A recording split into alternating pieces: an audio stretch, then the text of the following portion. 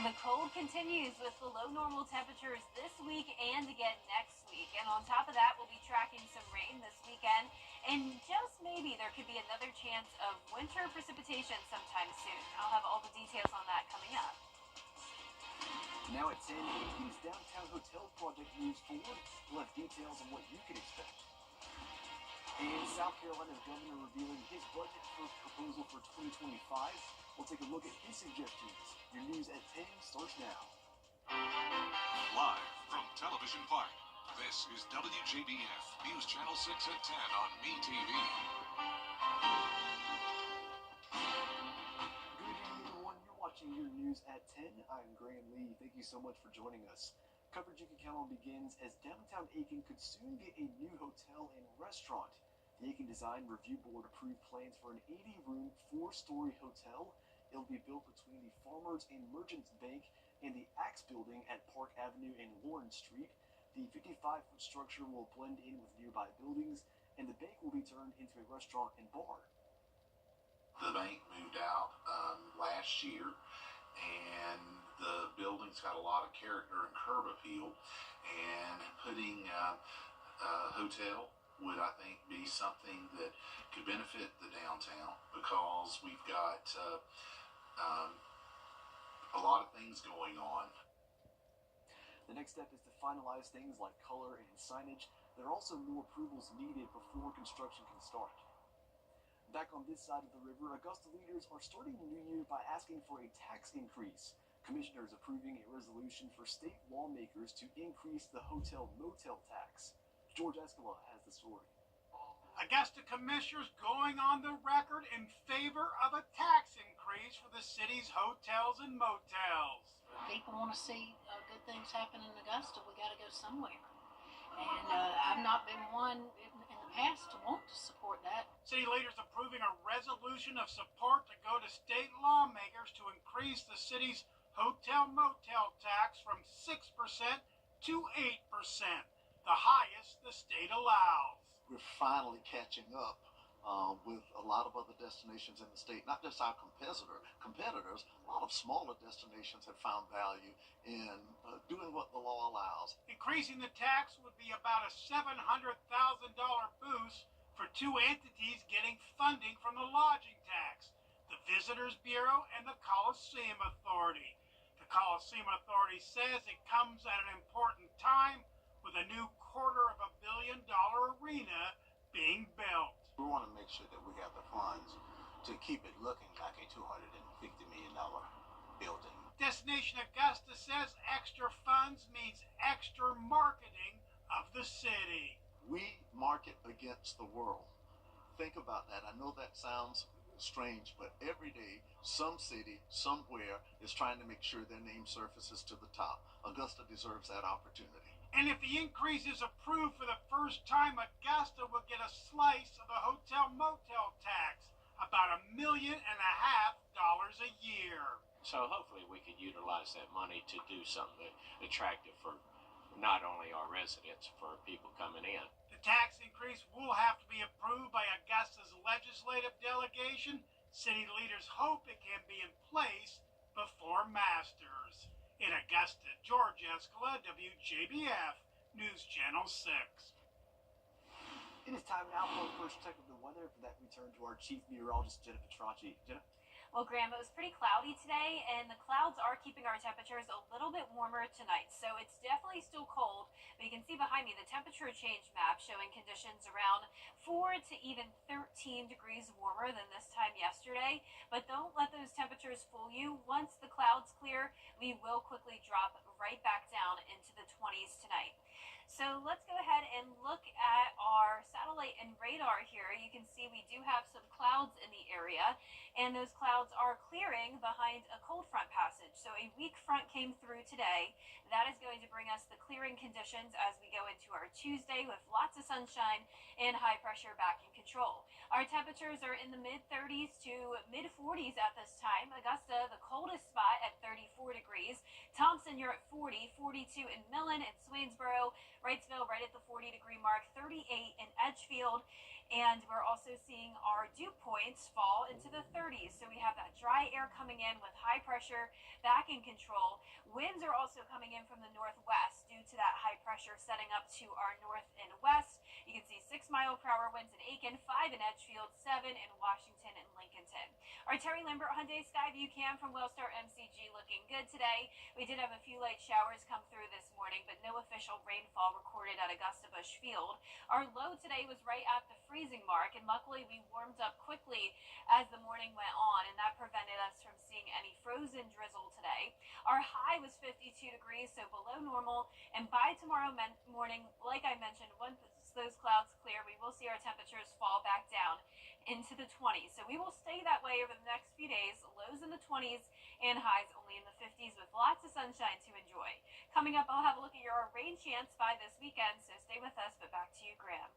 All right, Jenna, thank you. The Richmond County School Board announcing more changes in leadership.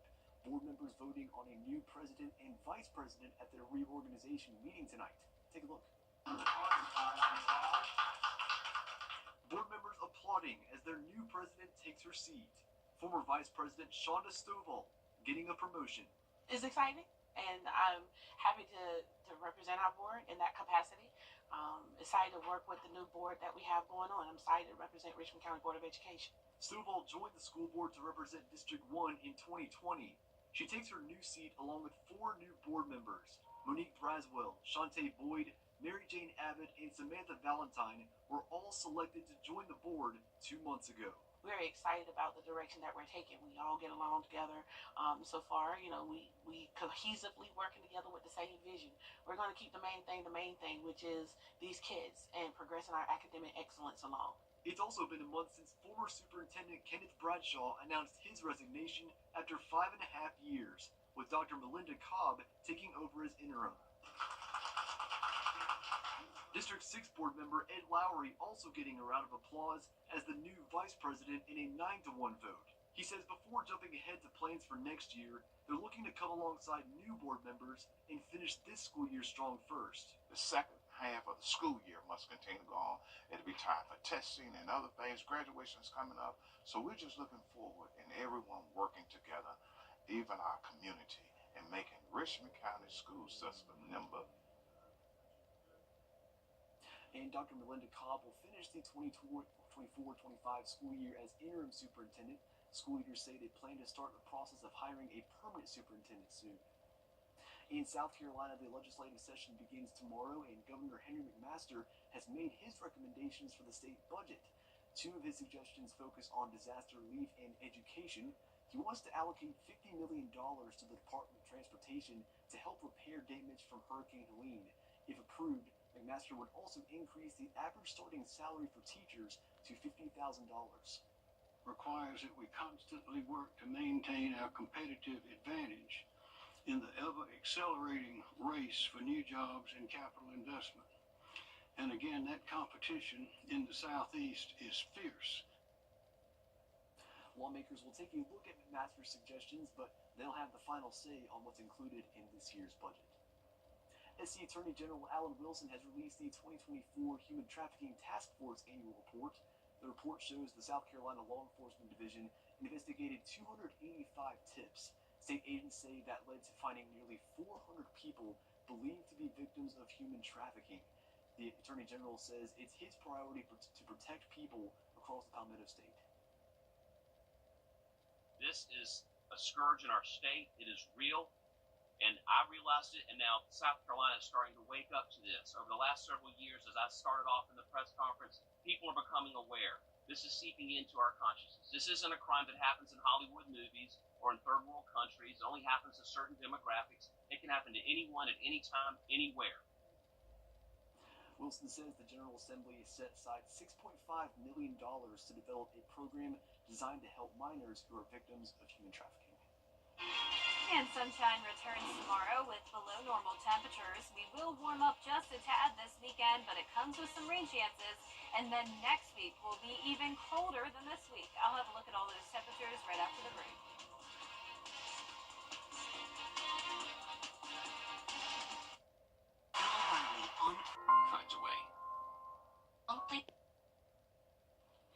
Now, your most WJBF Live, Viper 6.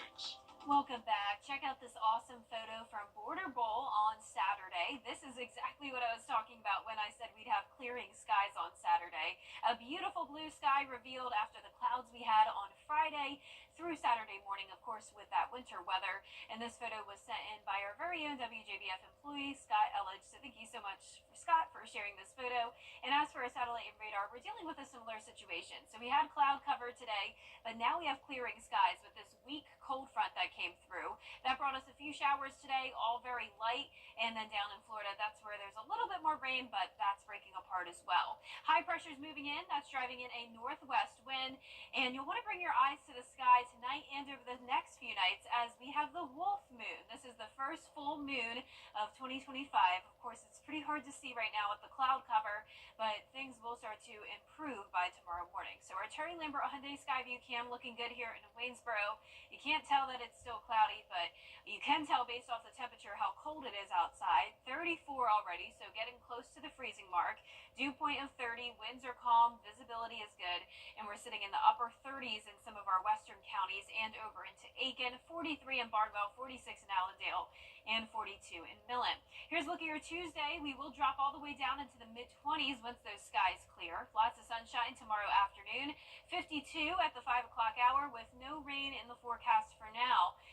By this weekend, we will introduce a 50% chance of rain, so it does look like it may be a good idea for some indoor plans on Saturday and maybe into Sunday as well. We will have this system approaching us, and that will bring us mostly light rain throughout the afternoon and evening on Saturday. Of course, we're still pretty early out, so things can certainly change, but nonetheless, there is a pretty decent chance of rain in the forecast this weekend. A few showers into Sunday morning as well.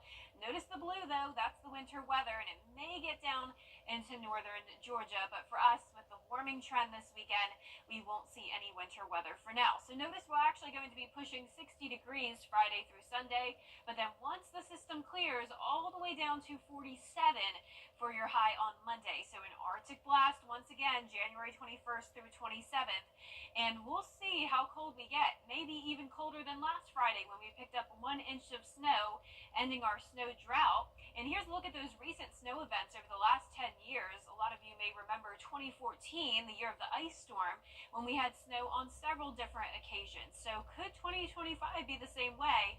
Well, of course, it's way too early to tell, but snow lovers could be in luck if we have another Gulf flow form by next week. That, combined with all the cold air from Canada, would be the two ingredients we need in order for snow. We will keep you updated on that and let you know if we determine if there will be any winter weather next week. But for now, clear skies tonight and dry, mid to upper 20s. Highs tomorrow will be in the low to mid 50s, and your 10-day forecast showing the sunshine and dry weather for now. Clouds take back over the weekend as our low temperatures briefly go all the way up to 45 degrees. Rain chances continue into early next week, and temperatures are getting cold. Highs only around 40 degrees early next week.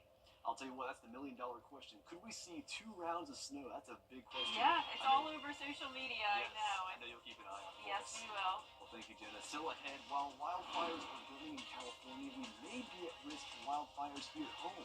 Details after the break. Get the best insurance rate for your home or auto at CAPS Insurance Agency.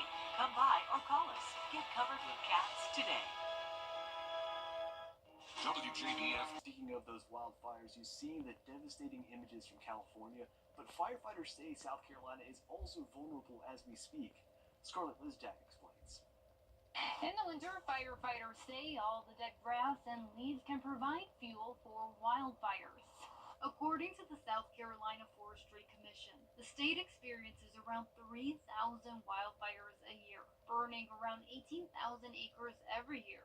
And the risk of wildfires is present even after a winter storm. The North Carolina Forest Service says this week fire danger will be high across the state. Firefighters we spoke to say there can be plenty of ways for a wildfire to start during the winter. The grass has died off, so it's really dry. You got low humidity and there's cooler temperatures, so a lot of times you have that cool breeze most of the time throughout the winter. Owen says every year the Boiling Springs Fire Department responds to wildfires. In most cases, these fires are caused by human activity. They come and go periodically. It just all depends on when people are burning, but we do respond to those types of calls. Most of the time, calls that we get are usually from people burning outdoors, burning leaves, trying to clean their yard up, and it just kind of it can get out of hand, get away from them. Especially when the winds pick up, it can take off within a minute or two, so and get really out of hand. South Carolina Emergency Management says the state's wildfire season is typically between late winter to early spring. Owen says when you are burning yard debris in the winter, there are some precautions you should take. Keep it at least 50 feet away from the house, and make sure you have a water supply like a garden hose on hand to put out the fire if it does get out of hand. Keep the ground, any kind of surface around the area you're burning kind of wet so that it kind of slows the spread of the fire. Owen says call 911 immediately if the fire gets out of hand. Morris Opticians is having... At WJBF's Television Park Productions, our mission is to provide local businesses with top quality video and digital content at an affordable price. With decades of experience, our award-winning creative team will guide you step by step through the creative process, resulting in a successful marketing message for your brand. Over the years, we've helped hundreds of local businesses expand their voice. Visit WJBF.com/creative to find out how we can do the same for you. Now, WJBF sports coverage you can count on. The Georgia men's basketball team now officially ranked in the AP Top 25 poll after coming off back-to-back wins over ranked opponents Kentucky and Oklahoma. The 23-ranked Bulldogs are now 14-2 overall on the season. The national attention has been a long time coming for the Dogs. The last time Georgia was ranked was back in January of 2011. Now you have to go back to 2003 to the last time the Dogs were featured in both the AP and coaches polls. Up next, they hit the road to face 6th-ranked Tennessee, then all eyes on Saturday, January 18th, when the #1 ranked Auburn comes to town. Oh, huge. They're huge, and I say they're all like there's going to be a bunch. I don't know. I mean, who knows how many we can get, and how many some of these other teams win. It's just great opportunities, but every one of them is just going to be a war, and you got to appreciate the ones that you do get. We appreciate the home court advantage. Staying in men's basketball, the Georgia Tech Yellow Jackets host the Clemson Tigers in ACC conference play. They'll meet for the 147th time in program history. Clemson seeks its 14th overall win on the season. Tigers are 21-9 all-time against the Yellow Jackets under head coach Brad Brownell. Clemson's Chase Hunter averages 17.5 points per game, and the 6th-year senior also has suited up for 150 career games. Trying to get his confidence and dealing with injuries and really just figuring out how to be a good player at this level to becoming an all-ACC player. We've seen it all from him, and he's been unbelievable in terms of his versatility and playing multiple positions and always being a great team guy and doing whatever we need. And I'm extremely proud of him and happy for him. 150 games, that's pretty remarkable. I know he's helped us win a bunch of those. Tip-off set for Tuesday at 9 p.m. And sticking with Clemson, according to various reports, the Tigers are set to hire Tom Allen from Penn State as their new defensive coordinator. He guided the Nittany Lions to the college football playoff semifinals. Penn State ranked 7th in the FBS last season in total defense and 8th in scoring defense. The veteran DC has over a decade of experience at the college football level. And baseball season is just around the corner, and the South Carolina Gamecocks will hold a dedication ceremony to honor the former head coach Ray Tanner. Tanner was head coach of the Gamecock baseball program for the last 16 years. He led USC to back-to-back national championships in 2010 and 2011. The Gamecocks made 6 College World Series appearances, won 3 SEC championships, and 10 NCAA Super Regional appearances. The 3-time National Coach of the Year won 738 games at South Carolina. The ceremony takes place Saturday, February 15th at 2 p.m. And the Drive, Chip, and Putt, the free nationwide junior golf development competition, set to open registration on Tuesday, January 28th. The joint initiative was founded back in 2013 by the Masters Tournament, U.S. Golf Association, and the PGA of America. Girls and boys ages 7 to 15 are eligible to participate. Visit drivechipandputt.com to view the schedule and sign up. That's it for sports. We'll be back.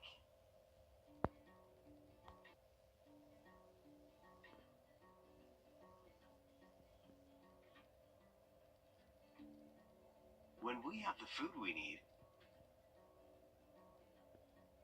we are at our best. We push further. We rise higher. We unlock our full potential. When we are at our best, we have more to offer the world around us.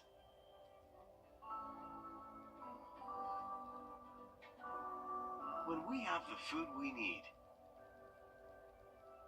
we make our communities stronger. Together, we can help everyone get the food they need to thrive. Join the movement to end hunger at feedingamerica.org/actnow. The CSRA is full of amazing women. Women who inspire. Women who innovate. Women who lead. That's why News Channel 6 brings you Women to Watch. On the last Wednesday of each month, News Channel 6 recognizes local businesswomen who are making a positive impact in our community. Nominate someone today at WJBF.com. Sponsored by Goodwill. The CSRA. It's full of interesting people, fascinating stories, and plenty of stunning sights to see. Join Brendan Dawson as he hits the road, experiencing the fun adventures and wonderful people of the place we call home. These are your towns, your stories, and we assure you it's worth the drive. No matter the mode of transportation, come along for the ride. Your hometown road trip, Wednesdays at 12:30 on WJBF News Channel 6. And last but not least, a positive twist on a familiar exercise routine that doesn't require leaving your dog at home. Timothy Littell shows us the Pilates enthusiasts who are brave enough to balance while surrounded by a pack of their pups.